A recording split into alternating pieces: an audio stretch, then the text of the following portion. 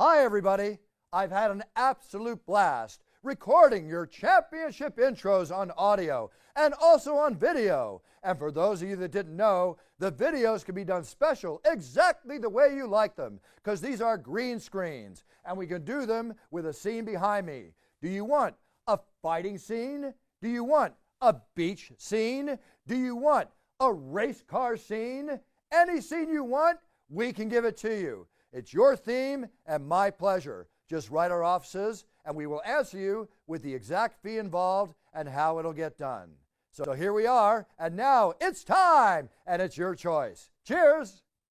From the shores of Malibu where the waves are pumping, to the Great Wall of China, and back to the streets of Miami, where the UFC is coming. We are live. This is It's Time Radio, the show where we talk about what you think about, but maybe you're afraid to voice.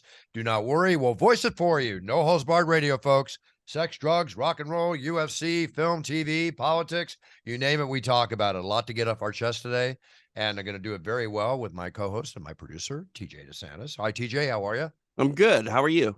Good, thank you. We've got a special guest coming on. We'll bring on in just a few minutes. You know, it's been an exciting week. Got back from the San Antonio show. I want to save it because our guest is the Count, Michael Bisping. He'll be popping on here in a second. God knows he has a lot to say. Let's do a little power slap talk, a little UFC talk, and we'll share some stuff with him.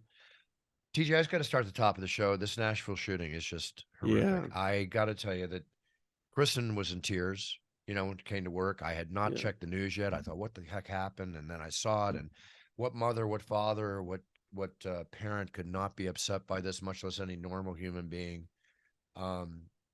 Did you see the video of the police officers going in? I did, yeah. You don't have respect and feel for police officers that when they're putting their lives on the line and in danger in a situation like that. And Brian, you know, my brother, who's ex-SWAT and retired police officer, this is an example of fine police work in a horrific situation. Yeah. I mean, I hate to say this, but police officers in those situations, I mean, they're almost in more danger than soldiers in war. You know, honestly, like the idea of having to go after an active shooter with so many unknown elements involved, it's really terrifying. Yeah, you know, it's just like when they're going through the door, you know, you don't know where the shooter's going to be, where they're going to come at you. I mean, it's just right. It's danger, but you know, they got there. I'm sorry to say that 4 children and 2 adults died. But they took this piece of shit out, and you know, and that's thank God for that. What's hard about it too, Bruce, is like the people that, you know, go that hard to this level where they, you know, act upon these impulses to harm random people.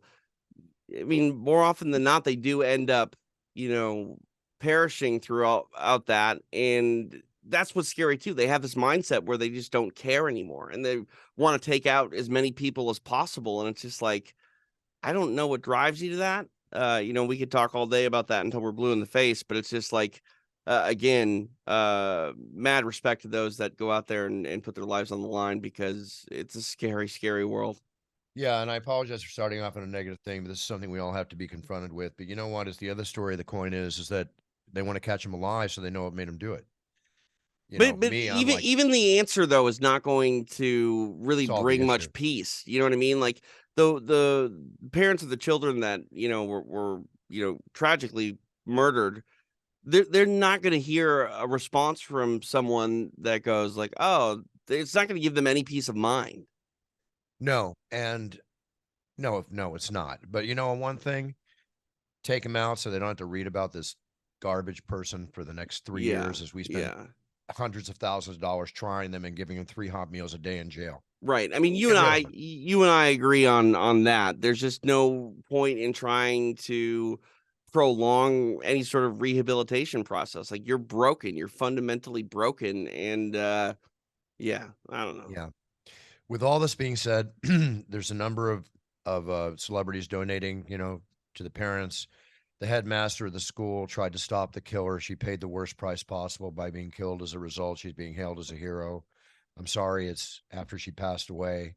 But my condolences and wishes go out to all the families and loved ones of these individuals that died, much less not much less, but also to all the others that are even there, because the Yeah. traumatic experience that children and parents and adults go through in the situation is long life lasting. And Yeah. it's horrific in so many different ways. You know what's So, crazy? Columbine happened when I was a freshman in high school, and it was sort of treated as a very isolated incident. Obviously we've had so many more active shooting, things since then, but like I can't imagine what it's like for these kids to go to school and have to deal with the idea that, there are drills in place for things like this. Like my son, when he was in kindergarten, they had a active shooter drill. And like I was just trying to put my, mindset in his shoes. And it's just like, how when you're 5 years old do you even try to wrap your head around what that drill is and what you're supposed to be doing? all I used to remember was fire and earthquake drills. Right. That Yeah. was my thing to worry about as a kid. Right. Fire and For earth. for us in the Midwest, it was fire and tornado drills. Yeah, there you go. I mean, totally. All right. Well, again, we need to be aware. We need to live in freedom. We need to live our lives. But this crap is happening daily, and it's just getting beyond. Yeah. Beyond. Well, let's change things. I got Michael Bisping here. You want me to add him? Yeah, let's bring on the count. All right, let's do it. Michael, we just touched on the fact of the horrific shooting in Nashville. We've talked all we can about it, but as a parent, I'm sure it's just devastating to see what happened. It's just awful. It is just awful. Listen, I'm not going to get involved on all the guns and things like that because it upsets a lot of people. But right, to see, all I care about is innocent children and innocent people losing their lives. You know what I mean? And sometimes I get on my high horse a little bit and I talk about guns and things like that, and it upsets a lot of people. And I understand people's rights and I understand the American way of life, and I live here and I've adopted life here. But I can't help but feel so sad, sick to my stomach, and just my heart aches with misery and sadness because it's just bloody awful. And I just hate to see that. If that makes me a bloody left-wing piece of garbage, then so be it, because I don't want to see innocent people losing their lives. That's it. Absolutely. And you come from a country that does not allow the possession of guns, if I'm not mistaken, right? In England. Yeah. No, that's absolutely right. Now, listen, I understand there's different lives and different cultures, and I'm respectful of that, and people say, oh, well, there's plenty of people in the UK that are victims of knife crime. And you're absolutely right. Of course, I never sit there and say that England or whatever country is better than America. That's not what I'm saying. No, I'm just always saying that, this is a tragedy. And between all the intelligent people that live here in this country and the people that are running it, maybe there's a better way of doing things. Maybe mental health screening, maybe a little bit, I don't see a world where somebody needs to own an AK-47, but still, yeah. I'm upsetting a lot of people right now. See, you know what? That's what's crazy. Go ahead, Bruce. Sorry. I'll upset him with you, Michael. It's no secret to the show that I'm a huge gun collector, historical weapon collector. I have a very large collection in vaults and everything else. Otherwise, I have my protection weapons, and I have an assault weapon. But I'm the first one to say that they should be banned and not for citizens to have. They're military weapons. I would hand mine in a heartbeat. All you need is a good Glock, a 12-gauge shotgun, and your house is protected. Well, we've talked a lot about this, Bruce, over the years, and this is what I don't understand. And I think, Michael, you're hitting on it, is the idea that common sense is really what needs to come, to the forefront here. I don't know why anybody needs to have a high-powered weapon that is solely designed for killing massive amount of things in a short period of time. It just doesn't make sense to me. And if they tell me it's for hunting, then we have a whole nother problem conversation that I will have. It's literally illegal to go hunting with the AK-47. You can't own one of those. Is it really? Guns. Yeah. Is it? I did not know that. Yeah, you can have a rifle, and there are certain amounts of limits to like what ammunition you can use. Like so where I'm from in Minnesota, when you go duck hunting, you have to put a plug in your shotgun, so you can't have more than 3 shells in it. So you can only shoot 3 times before having to reload. Like there are all sorts of rules that make it so you can't just go out there and go crazy. Well, that makes sense, but also too, an AK-47 round, it hits you, it takes your arm off. People don't realize how devastating an AK-47 round is, much less a military 308 round, which you get hit one time. It's not John Wick in the movies, which we're going to talk about too. I saw it last night. It's your arm gets blown off. Okay, let's just be real. And the bottom line is, without getting very graphic, there's no reason for us to have assault weapons. If they made the rule, I'll hand mine in tomorrow morning. Well, those I've got are plenty tools of weapons. war. They're warfare. You know, like Exactly. Hey, Michael, you're from England. You couldn't have a gun in England. Do you have a gun as a family member at home? I do not, although I will sound like a hypocrite here. You got two guns, Michael. Yeah, well, there you go. You know, an old boxing coach of mine, Mark Kinney, when I was training in England, I remember we were going through the airport, we were going through security, and the TSA agent said, "Have you got any weapons on you?" And he said, "Left hook, right hand." I'll never forget that. Shouts out Mark Kinney. Is that why I had to wait for you? Pardon me? Is that why I had to wait for you? Yeah. No, I don't. But we are going to be getting one soon, because at the end of the day, I'm away a lot. I travel a lot, and my wife and children are vulnerable. And everyone out here, if anyone's coming to the house, they're not coming unarmed. You know what I mean? They're coming with a weapon, more than likely. So very soon. So if you want to come by our house and cause some trouble, you've got about a week or two to do so, because then after that, your head's going to get blown off, because unfortunately in this country, that's the way it's got to be. So be it. That's the way it is. Just one last thing. Anybody that buys a weapon, I'm going to add this and then we'll go on to another conversation. You need to go formally trained. Yep. Go take all the training, safety training, everything else. Very important. With that said, no, yeah, my wife's enrolled in a course very shortly. There's a school out here that go through that, all that kind of thing. My agent, Audiatar from Paradigm, he set it up for us. So as I say, you know, my wife is feeling very, very vulnerable. I'm on the road all the time. She's sitting there by herself, you know. So yeah, that's what we're doing. So see, that's what's scary though. There are a lot of people that don't get that formal training and they just go get a gun. And I'm not gonna name him by name, but you know, a guy I used to work for, he got a gun and he rolled into the gun shop to buy some ammunition, and he didn't even know what gun he had. He's just like, I need some bullets. It's like, that's the crazy thing.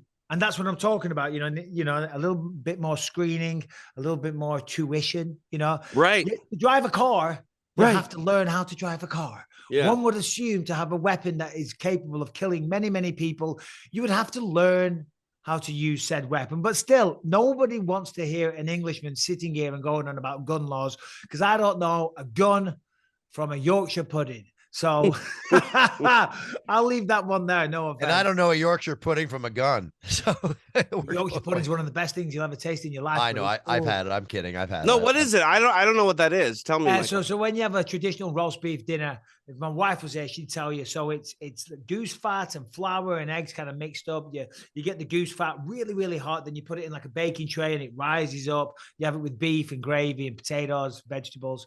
Traditional English roast dinner, Yorkshire pudding. Oof, it's beautiful. Do you remember TJ restaurant's chain called Gulliver's? No, I don't think we have those. There's a place called Gulliver's, a big chain here in California. It used to be down where Michael lives and, you know, where you live. They had them all over the place. And the girls would come out with the shirts, you know, down to their shoulders. And they would say, "I'm your wench," not "I'm your waitress. I'm your wench." All right. And I'm doing this. And they served one meal. It was prime rib, green spinach, one other item I forget, and Yorkshire pudding for Yorkshire pudding. It sounds amazing. It was just one set meal, sounds like my kind of they were place. packed. Yeah, I want to go every time. So, Michael, we come off San Antonio, another exciting show. We had the Corey Sandhagen, the Marlon Vera fight. I had no problem with the scoring on that. Did you? All that? Listen, I'm a friend of Marlon Vera. That's why a lot of people say my commentary was very biased. I had a little bit of problem with the scoring that one guy gave it to Cheeto. You know, as much as I love and respect Cheeto, he didn't win that fight. You know, that's my only issue, that it was a split decision. It should have been a unanimous decision. I'm not trying to add insult to injury to Cheeto. He's a friend of mine. Right. We spoke after the fight. He clearly lost the fight. He never showed up. He had a bad night at the office. It happens sometimes. Yep. It was a mental block, combined with the fact that Corey Sandhagen was absolutely phenomenal, you know, but also he didn't show up either. And sometimes you have a mental block. Sometimes the anxiety, the nerves, the pressure, the consequences of the night can all get to you. So I think it was partly Cheeto was having one of those nights. I think it was the overload of data from Corey Sandhagen, the way he was moving, the switching stances was kind of confusing him, and he couldn't get a rhythm going. And then on top of that, he had a bad night as well. You put it all together. Yeah, it was a great night for Sandhagen and a terrible night for Cheeto. That's the way to put it together. The co-main event with Yana Kunitskaya and Holly Holm. Holly Holm was completely, devastatingly dominating at 41 years old. It's one of the best performances I've ever seen her give. I can't say that much more. You know, I mean, do you feel Holly Holm could be a champion again? I mean, judging by that performance Saturday night, I don't see why not. She looks better than ever. And she certainly was probably more aggressive than ever. You know, Yes. I thought she was very close to finishing the fight on multiple occasions, certainly in round 2 and 3. Looked like she was close to getting the first ever submission. High pace. You know, she's always had tremendous cardio and she's always had great movement and strategy, but she was super aggressive on Saturday night as well. And as I say, when you look at that performance, I mean, who's the champion? I mean, it's Amanda Nunes. Right. Listen, not an easy fight. She's lost to her before. Might lose again, but I don't know. Nunes, with the greatest of respect, because I'm a huge fan, maybe slipping a little bit as well, because that's what happens. But who knows? Who knows? You never know. What a story that would be. The thing I love about Holly, guys, right now is, you know, you mentioned her age, and as you get older, a little bit longer in the tooth in the octagon, you have to have good fight IQ. She's, you know, displayed that throughout her career, but the way that she performed, I mean, she seems to be more comfortable with who she is and her style and implementing it than she ever has before. I mean, she's always had great attributes. She's tall, she's long, rangy, great footwork, excellent boxing. Now combining in a lot more takedowns, you know, looking for crucifixes on the ground, close to getting the submission, as I say. You know, she looks better than ever, you know, which at 41 years old is quite the statement, you know. But hey, she was great. She was really good. Exactly. And her incessant front kicks and side kicks and just, you know, nonstop using it like jabs, just boom, boom, boom, the way you should use a front kick like that, you know. It was beautiful. It was beautiful to watch. I love watching Holly, not just when she's fighting, but when she walks in the octagon and she's jumping up and down like a little pixie, you know? Running right. It's the cutest. She's cute right before and then she goes to war like a shark-eyed devil, you know? Yeah. Excuse me. Yeah, I like the way she's pacing up and down in between every round right before the fight. And she's jumping up and down. She's just full of energy. And no. Ever since she came to the UFC, she's been a solid addition to the roster. And at 41, again, it's almost insulting to keep going on about her age. You're not supposed to speak about a lady's age like that, but hey, it's a talking point. 41, a lot of men are slowing down at that age. At 41, she's out there. She's showing these ladies that, hey, it can still be done at this age. Age is just, a number. It's just a number. There you go. Thank you, Bruce. I will say this about women. You know, I've called a lot of fights for Invicta over the years, and we had some athletes that were kind of pulling that Randy Couture, where they would come in their mid to late 30s and would be making their debut. I do feel like women have a little bit longer, or at least extended career compared to some of their male counterparts.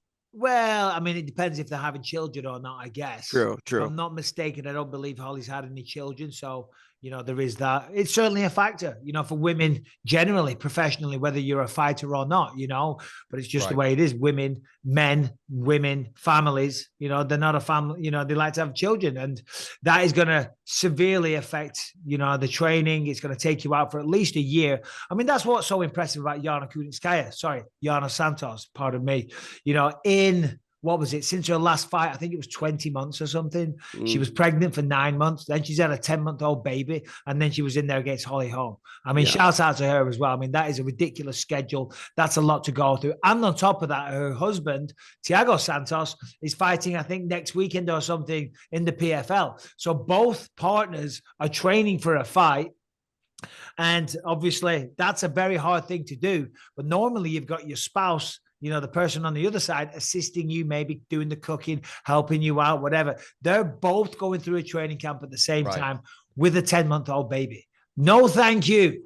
That's a high stress situation. We're talking. You would know better than anybody. I want to apologize. I called her by her maiden name. Yes, Yana Santos, correct. You were talking about age, and I know it's not, you know, a hard, steadfast rule for every athlete, but do you feel, Michael, there is a prime age, or what did you experience for your own self as you got older? Like, what were your best years number-wise, you think? Certainly towards the end of my career, which is obviously as you're getting older, you know, you're slowing down, but I never felt like I was slowing down. my emotions were certainly getting better because I was maturing, not only as a person, but maturing as a fighter. And the mental side of things is everything in the fight game. Yes, of course, it's a highly physical sport, but the better thinker you are, the better fighter you're going to be, the more strategy you're going to have, the better you are going to control your emotions. You know, when you're in there, you've got one of the best fighters on the planet standing opposite you. They're trying to take your head off. You know, that is a highly fueled, highly adrenaline fueled situation, but you've got to be able to control that. You're going to be very cool, calm, and collected. That's why Anderson Silva was always so great. Yes. Look at Anderson. He was always just, it's like he was taking a stroll in the park. He was never hyped up. He was never screaming like that. Fedor Emelianenko, he was always well known for being so stoic. Mirko Krokop, there's a lot of people like that. When you can control those emotions, you'll fight better generally. When you're reacting out of emotion, you're going to fight worse because that's the last thing you want to do. So yeah, but as you get older, you get better at doing that. When I was younger in my career, I remember I used to go sit in the corner of the locker room and close my eyes and try and wind myself up and think, come on, let's get fired up because I'm going to go fight. You know, because I think if I get angry and mad, I'm a force to reckon with. And yeah, that's okay. That might work against 95% of people. But when you get to the true elite, it's gonna bite you in the backside. Hey guys, you mentioned Anderson Silva, Michael. I just saw this today. His son Gabriel is set to make his professional boxing debut next month. That's going to be interesting to see the second generation of Silva here. I mean, boxing, but I mean that's a lot of pressure on that young man. Yeah, definitely. But beautiful to see, though, you know, because obviously Anderson passing down the skills and all the rest of it, and he'll be mentoring him.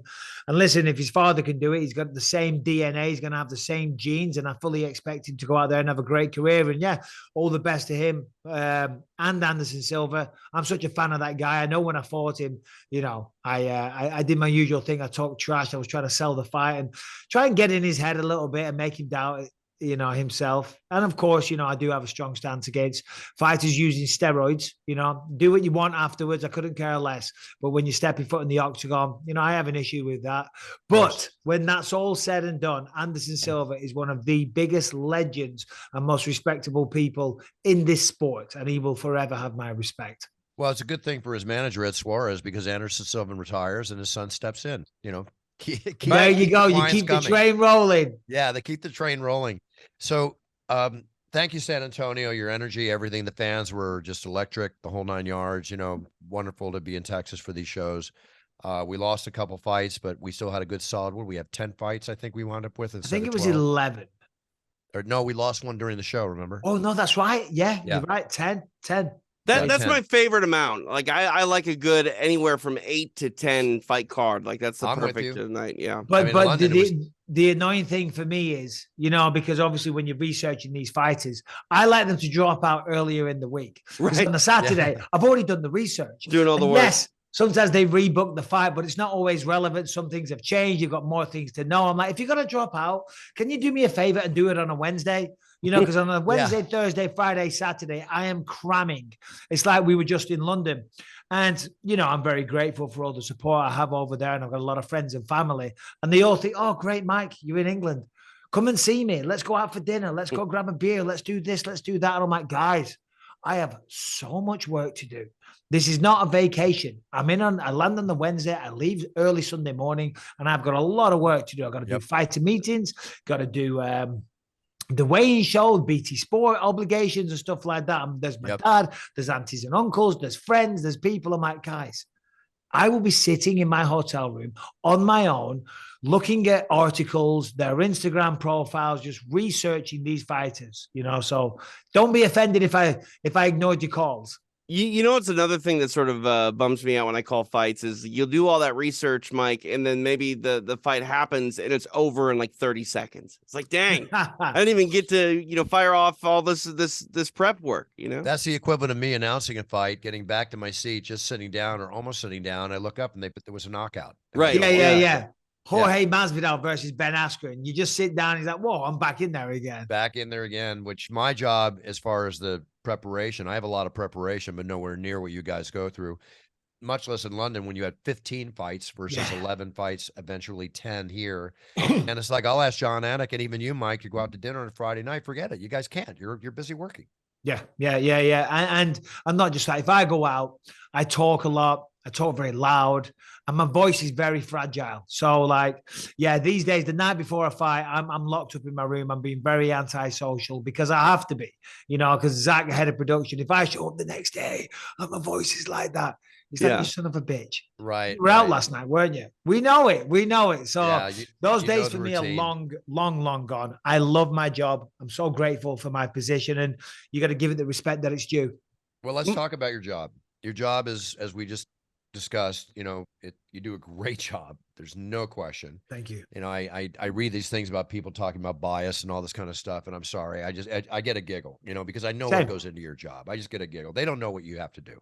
Nobody knows what we have to do unless you're doing what we have to do, as we don't know what they have to do unless we do what they do. But there is a bias for an analyst, I think, for Michael Bisping, and that bias is just calling it the way you see it. You know what I mean? He's a fighter. Right. Why. Yeah. If people say, "Oh, you're cheering for X, Y, and Z," it's not that you're cheering; it's just how you see the fight unfolding. Yeah. Exactly. So Saturday night, a lot of people, on my Twitter were like, "You were so biased for Cheeto." Listen. It was clearly evident to anybody that's watched the fight before that what Corey Sandhagen doing was phenomenal. Okay. That was clearly evident. He was winning the fight. He was so technically beautiful, and any young fighter should watch him and aspire to be like that. But one of the big storylines was that Cheeto wasn't fighting. So I was talking about that a lot because it was blowing my mind. Yes, I know Cheeto, but so what? I can separate the fact that for this 15, 25-minute period, we're not friends. It's two professionals and I'm calling their fights. Yeah, I was talking about Cheeto because he wasn't showing up. And it's like, Is this the round that he's going to start fighting? What is he doing? Why is he waiting so long? That was a big... excuse me, a storyline in the fight with Kamaru Usman and Leon Edwards, close fight, but Leon was winning. Justin Gagey came out and said, Bisping was biased.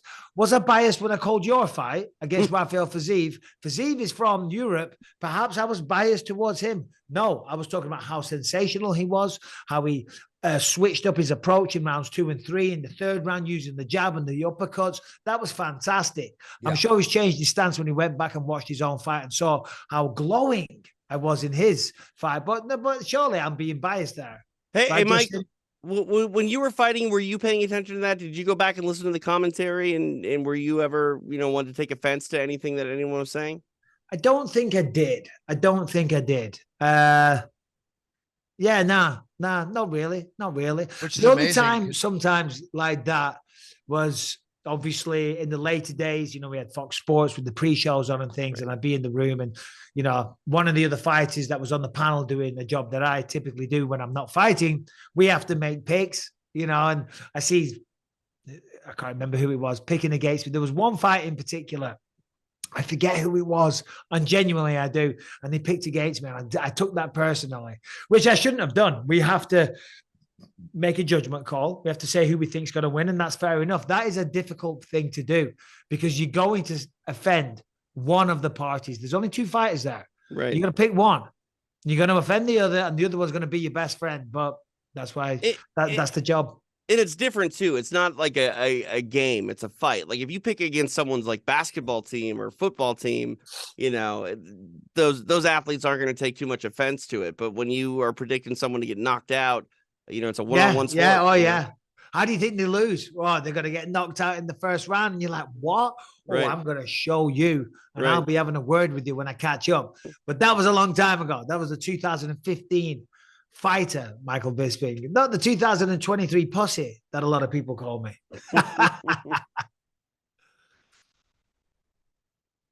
Well, that ended that. Oh man, I think Buffer's frozen over there. He's just mesmerized. Yeah, he's mesmerized right now by the pure entertainment factor between the two of us. Well, while we try to get him back, Mike, I'm curious. Do you play video games or anything like that, Michael? Not really. I used to when I was younger, actually, but these days I just don't have time. I don't have time, and I'm not very good. I mean, Street Fighter 2, I will say this: I'll beat anybody on Street Fighter 2. I'm pretty good at that. But Call of Duty, it is a fantastic game, but I just get my head blown off 5 seconds into it. I'm like, what's the point of this? And then you got 10-year-olds talking shit too. Yeah, I've got 10-year-olds talking shit. I get my head blown off every 5 seconds. I'm like, this is no fun to me. You know, so I like to do the campaign mode now and again, and my kids are like, Dad, nobody does the campaign mode. What are you doing? Well, And I'm like, well, I do. it's you and me, Bisping, doing the campaign mode because I can't handle the smack talk from 10-year-olds. Yeah, exactly. Can you guys hear me? Yeah, we got you, Bruce. Bob. I think you're coming through your microphone, so your computer microphone now, and not your big microphone. Oh, I'm coming through the phone. Oh. Yeah. Maybe not. It's okay. It's okay. That's all right. Here we are. Can you hear me okay, though? Yeah, it's all right. We got you, buddy. We just had an electrical thing here, and it just killed my internet. So sorry. This rain has caused so many problems around this area. Yeah, so we were just talking about that. The rain here has just been ridiculous, on and off for 6 months now. No, it's nuts. So, Michael, I don't mean to interrupt you, whatever you were talking before, but I want to get into the other stuff that you're doing now, which is power slap. Oh, yeah, power slap. Hey, listen, it's getting a lot of negative press. A lot of people are talking shit, you know. But when you're there, I'll tell you this. It is very, very exciting. Listen, you know, the visceral thing about mixed martial arts or fighting or boxing or combat sports in general, the most jaw-dropping moments is when you see somebody get knocked out. And people get knocked out. And I understand, there's no defense and all the rest of it. I understand that. But when you sit and you talk to these people and you understand their backgrounds, then I'm all for it, because Dana White never invented power slap. You know, these events happen all over the world. They're all over Russia, the US, all over the place. There's no medical screening for the people taking part in it. And, you know, yeah, it could be dangerous. Now, with power slap, yes, of course, there's medical screening. And, of course, the money's better than it will be on any of the other promotions. And when I sat down, because I wasn't sure about it, you know, but when I sat down and spoke to the people competing, and I remember when I first started, like I was telling Dana, you know, it really changed my opinion on it when I spoke to these people. I remember when I was on The Ultimate Fighter, and back then I was flat broke, no money, not a pot to piss in. It was so stressful just trying to live, the bills coming in, trying to raise a family. You know, I left school at 16. There wasn't many options. And I started this road to become a fighter, and I went on The Ultimate Fighter and I won a couple of fights and I got into the final. And I remember adding it up and thinking, wow, I get $5,000 for each stoppage. I got 2 of them. I get X amount of dollars per week for being on it. When I finished, I was on the phone to my wife going, I'm coming home with about $17,000, babe. This is life-changing for us.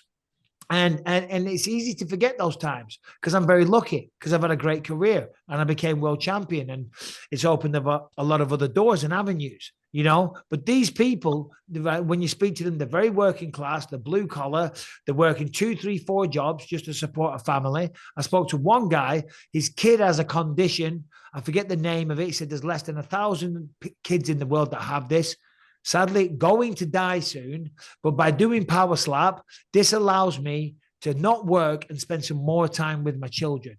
And when you speak to these people, and yeah, there's some of them that are kind of crazy and reckless and all the rest of it, you know, there always is in mixed martial arts, but there's some people that are nice, normal, level-headed people. And, you know, they're trying to earn some money because they've got a bigger reason in life. And listen, you can scoff at it, you can laugh at it, you can berate it, but when you hear the personal stories involved, it's hard not to understand and feel for them. Yeah, and you listen, everybody's got to make money. It's growing very popular, though, right? Yeah, absolutely. Yeah, I think it did very well, and I think the second one's underway soon. I don't have any details yet, but I think there will be another one happening soon. Yeah. I mean, just look at the YouTube hits and different strokes for different. I'm sorry, TJ. Success. I'm back on regular. Success, and different strokes for different folks. You know, give them a chance to make their money. It's been approved by the commission. It's got one of the greatest promoters in the history of sports behind it, named Dana White. Yep. And WME and everything else involved. And it's got one of the best commentators, greatest commentators ever to walk in, ex-champion, ex-fighter, and Michael Bisping. So you know what? If you don't like it, don't watch it. But a lot of people like it. A lot of people watching it. Yeah. Exactly. You know, and listen, and those people that criticize it, yeah, I get where you're coming from. But there's 2 sides to the coin. You know what I mean? There really is. And there's people, there's people that have tried. Not everyone's good enough to go out there and become a professional mixed martial arts and make a career out of it. But there's some people, you know, that don't mind this kind of thing, and they enjoy the adrenaline and they enjoy the moment and they enjoy competing. And you call it whatever you want. you know, but it's an opportunity for them to take their very unique set of skills and turn it into something positive and make some money. And yeah, okay, is it dangerous? Yeah, all right, of course it is. So's mixed martial arts. I've got one eye, I've got no knees, I've got a broken back, half a brain cell. Do you know what I mean? But I left school at 16 years old with no future whatsoever. I was getting a lot of trouble with the law. I went to prison, and now I'm sitting here and I'm living in a nice house in Orange County, and life is great, right? And there's a potential for some of these people to do a similar thing with this. So you can't hate on it. Horses for courses. And as you said, Bruce, it's perfect. If you don't like it, don't watch. Yeah, don't watch. There's a lot of people that do watch it and do like it. Well, I think we live in a time where like hardcore MMA fans feel like they have to consume everything, even if it's not MMA. If the UFC or Dana White is doing something, they feel like they have to watch it. But like at this point, you're right. And Dana has said it too. You know, if you think a UFC card isn't up to snuff, don't watch it. You know, there's offerings week in and week out. And you know, just and let me tell you this, there's still mixed martial arts has come so far. Right. Yeah. And I'm not saying that, listen, mixed martial arts is a beautiful sport and power slap is, you know, it's very basic. Okay. But look at how the reception was for mixed martial arts when it first came around. You know, human cockfighting, it was banned. Right. It wasn't even allowed on cable TV. And the reality is, you know, there's still a lot of people that feel like that. You know, I was on this movie last year, as I said before, and one of the guys, and he's become a lifelong friend of mine, huge boxing fan. And the first night we went out to dinner and we got to know each other, shout out Luca Pasqualino. He was saying, you know, well, once we had a couple of drinks and we got to know each other a little better and we got talking. He was like, Mike, I'm a massive boxing fan, but I can't stand mixed martial arts. He said, I just don't get it. I don't like it. Somebody gets knocked down and they follow them down to the ground. I just don't see the beauty in that, Mike. And we had a long, healthy, respectable discussion. I'm like, mate, what are you talking about?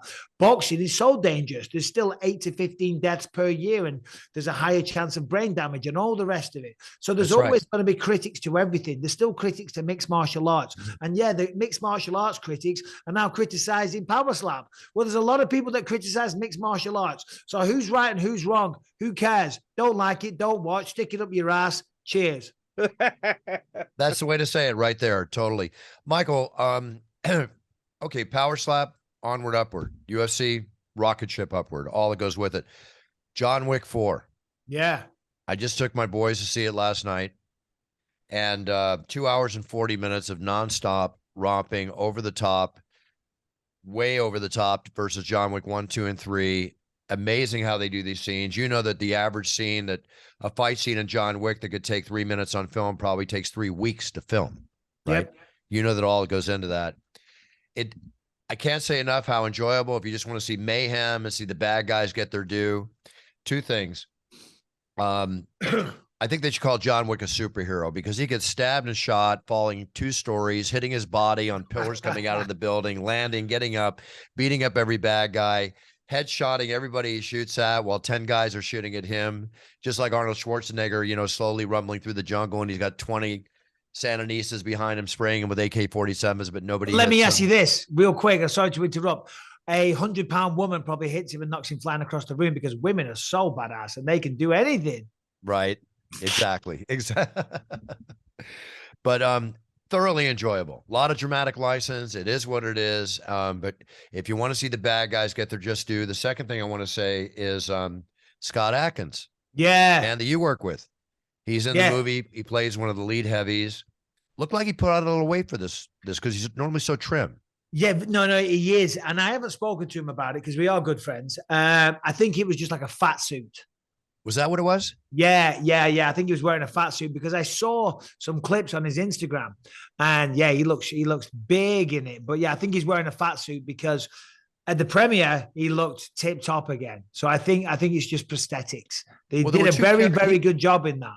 He wasn't the ultra fat guy in the movie with the gold teeth, was he? Yeah, the ultra fat guy with like a weird Russian accent or something. Oh, excuse me. There were 2 guys. So he was like really heavy in the movie. Yeah. Oh, that was him. Okay, the makeup they did for him, the teeth, because when that 300, he was like a 300-pound heavy. He was the bad guy that came after him. They had a big fight scene. I misinterpreted from another guy I saw that was more facially like him. Okay, that makes it clear. So I haven't seen the film yet. But I've on his Instagram, I've seen some clips of him in the suit dancing and just just having a laugh. And his whole face is made heavy too, right? Correct. Yeah, his chin and everything. Yeah. Oh, listen, even more so now that actually I'm going to praise him even more because that was a hell of an acting job in his part. And then when they had the fight scene and he started to move, I'm like, this big guy can move. Yeah, but that makes sense right there with Scott Adkins. Oh, okay, cool. Very cool. And His by the way, character alone. one of the nicest guys you can ever meet. He really is just such a down to earth, so humble, and just a nice average guy that loves martial arts and he's really turned it into something successful. So shout out to Scott Adkins. But I'm going to say this, and I'm ashamed. I haven't seen any of the John Wick films. I haven't seen a single one. You mentioned that to me when we were in the airport. You mentioned that to me in the airport. You hadn't seen any of them. You got to watch 1 through 3 before you. I know. It's my wife. She won't watch movies like that. I got to watch them by myself. So maybe on a plane, I'll start at 1. Get it on the plane or download it to your thing. They're thoroughly enjoyable. Keanu Reeves at 58 years old does a great job. That's crazy to think he's that old. It's 58. Crazy. It's crazy. Yeah. No, he's so talented. I know. Everyone says it's fantastic. I have got to watch it. Yeah. That's really wild. Well, listen, guys, I want to go on a few other things because we're going to close the show. TJ's got a hard out here. Elon Musk is auctioning off his first business card, right? And they're expecting his first business card to go for up to $20,000. Well, whoever's got $20,000 to spend on an old out-of-date business card where the cell phone number doesn't work and the email address isn't relevant anymore. I mean, I guess maybe one day it'll be worth loads because it'll be some kind of piece of history. But if you got $20,000 and I've got a piece of oceanfront property I can sell you in Nevada, because send it my way because you got too much dough, because who gives a crap about that? Exactly. Well, some people do, but honestly, I'm a big collector of memorabilia and it's not my touch. Good luck to Elon. Send the money to charity. Robert Downey Jr. has a piece of gum from the Walk of Fame, right? Piece of gum he put down in the Walk of Fame when he was there. Well, it's auctioning off. How much, guys? How much? I'll say grand. I'll say 50 grand. 55,000. Wow. Wild. Okay. Wild. And one last thing, I love these kind of stories. A dusty painting was hidden behind a door, rather a wall. They were cleaning out this wall. It turned out to be what they call a Bruegel, a 17th century painting by Peter Bruegel. Wow. And that painting will fetch about $900,000. That's amazing that it didn't deteriorate. I know, it's unbelievable. Yeah. See, that's cool. That's really cool. I like stuff like that because I love those kind of stories. We're a big collector of antiques, mainly my wife, in our spare. So you appreciate that kind of stuff. Very good. Course. Our house is full of antiques, not in this room, but everywhere. It's just full of antiques. And that's what we do in our spare time. We don't really know what we're buying. We're probably being lied to a lot. Our first question is it old? And they could just say, oh, it's from the 17th century. I'm like, oh, let's buy it. But my wife loves weird, wonderful, old artifacts, original pieces. And she wants... She wants to go metal collecting.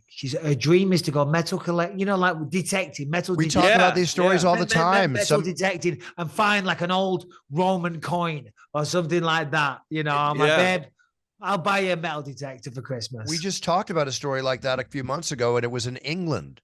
Right, yeah. Detectors, they found the coins. Another one found this huge piece of like 17th, 16th century jewelry worth hundreds of thousands. Yeah, that's right. No, I think we saw it, and that's what spurred that conversation. She's like, I want to do that. I'm like, right, babe, don't worry. I got you. What's crazy about Europe and the metal detectors over there, you're like liable to find some, unexploded ordnance from all the wars over there. It happens. Years. Yeah. It happens. Yeah, no, it does. It does. Yeah. Be careful what you wish for. Well, speaking of unexploded ordnance, Jimmy Garoppolo, with the Raiders, Las Vegas Raiders, he was just offered free sex for life from the Las Vegas brothel workers. There you go. There's an offer you can't refuse. I mean, his wife, if he's married, might not appreciate that. But hey, listen, come on. The perks of the job. You know what? It's called promotion for the brothel. That's all. Yeah, of course. How to get your name on TMZ.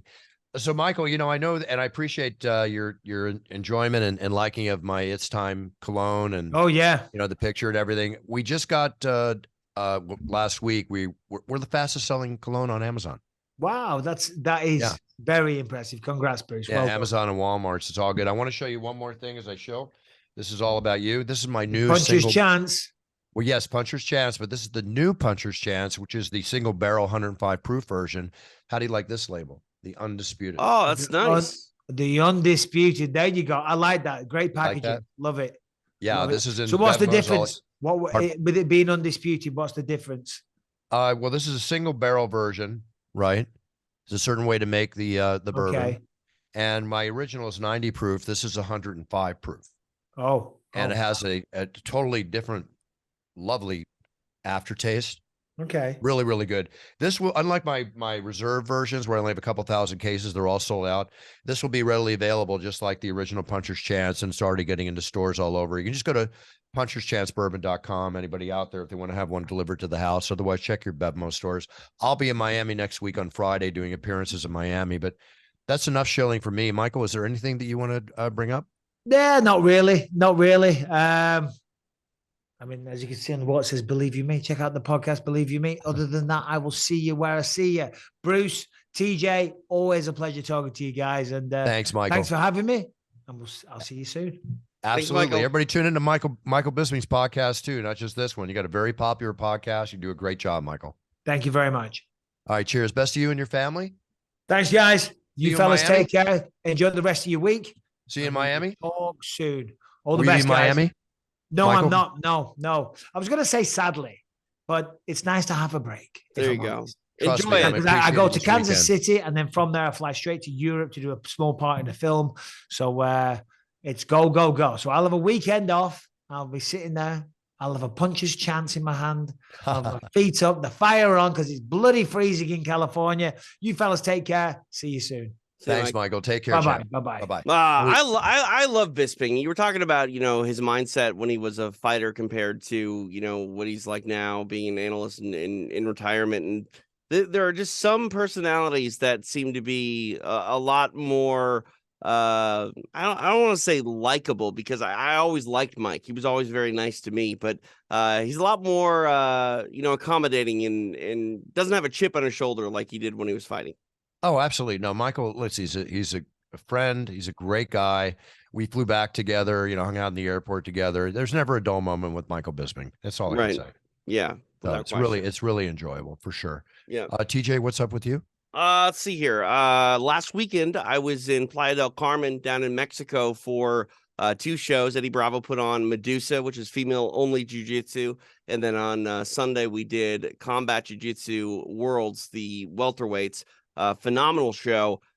Mexico is just filled with amazing fight fans, and it's kind of interesting to see what Eddie has done and his partner Victor Davila have done in Mexico, because when COVID hit, they basically moved their entire operation to Cancun, and the jiu-jitsu scene there has just blown up in ways that I never really thought possible. We had Brandon Moreno in the house, so a national icon and hero was down there, and it was just one of the coolest nights I can ever really tell you about, Bruce, because combat sports have grown so much as a whole because of the UFC, and now to see jiu-jitsu on this stage and doing well, a packed house in a country that is primarily known for its love of boxing, it was pretty special. Very, very cool. No, that's great. I'm glad to see the growth. I mean, nobody deserves it better than Victor Davila and Eddie Bravo. They work very hard to make that happen, and you too at the same time. I have the weekend off. I had a great time in San Antonio. I am going to thoroughly enjoy not having to, travel this weekend. I will be in Miami next week. We'll talk more about that next week. Our sponsor for the show, aside from Puncher's Chance Bourbon and It's Time Cologne, basically, and also Rubet, which is a very big company that I work with, is our site, medicaleverything.com. And we're really happy to have them on the show. They send us health tips. The tip this week is 8 tips while traveling, and what we do all the time, TJ. Yeah. And just a couple tips here that apply really hard. You don't want to skip the jet lag. They say go to bed like 1 hour earlier for a few days before leaving. I agree with that, but at the same time, I time my stuff. They go into how to time your jet lag, the sanitizing of surfaces. And here's an interesting thing. When traveling abroad, it's important to avoid ice. Oh yeah, yeah. Yeah. I just that kind of bit me a little bit in Mexico. I had ice from a restaurant and had a pretty upset stomach for about 4 or 5 hours. Yeah, because it can contain bacteria. Yep. Yeah, so they go into details about traveling tips and stuff. So check out medicaleverything.com, folks. Myself, we'll be back next week. I'll see you in Miami. Thank you for making us Time Cologne, the fast-selling cologne on Amazon. And you can also get it at Walmart. And with that being said, everybody set your goals, write them down. Make sure you are totally knowledgeable about everything you do. So when you step up on that yellow brick road to success in your future, just be the best you can be, and then you're winning. And that's, again, as we always say, that's what we're all about on It's Time Radio. Be a role model to your sphere of influence, show respect to everybody, and let's all make this world a much better place, because we all have to do our part to do so. That's it. Buffer out. Have a great week.